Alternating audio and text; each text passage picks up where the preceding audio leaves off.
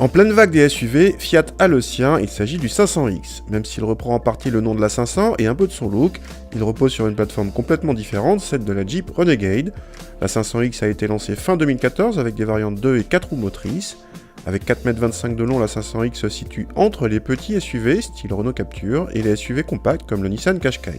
Notre modèle d'essai a droit au diesel de 120 chevaux, ici associé à une boîte double embrayage et à la finition Lounge qui donne droit d'office à des feux avant au xénon. A l'intérieur, on trouve un insert décoratif couleur carrosserie comme sur la petite 500 et la qualité de présentation est correcte, meilleure que celle d'un Captur. On apprécie la boîte double embrayage, mais l'écran tactile de 5 pouces seulement sur cette finition est un peu petit.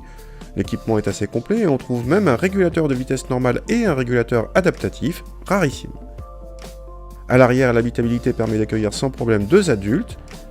Le coffre reste sous la barre des 350 cm3, c'est un peu juste vu l'encombrement du 500X car un Captur fait aussi bien. Contacter le diesel se fait un peu grondant, il le restera par la suite, mais au moins évite-t-il les vibrations parasites.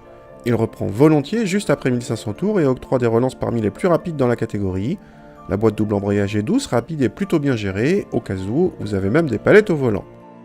Côté châssis, la 500X partage avec le Renegade de très bonnes aptitudes pour un SUV avec un comportement dynamique, sans trop de roulis et un confort préservé sur route. Seules les basses vitesses engendrent quelques percussions avec nos roues de 18 pouces. En consommation, cette version avec le diesel de 120 chevaux ne consomme pas plus que le 500X muni du 1,3 litre diesel de 95 chevaux. Il est en revanche nettement plus sobre que la version diesel de 140 chevaux. L'écart d'appétit entre la boîte manuelle ou double embrayage reste inférieur au demi-litre. L'écart de prix en revanche atteint 1600 €, c'est le prix moyen pour cette technologie. En revanche, le 500X d'une façon générale est positionné un peu cher. Notre modèle d'essai de milieu de gamme frôle ainsi les 27 000 € hors option, ce qui est déjà plus cher que les Captur ou 2008 les plus chers.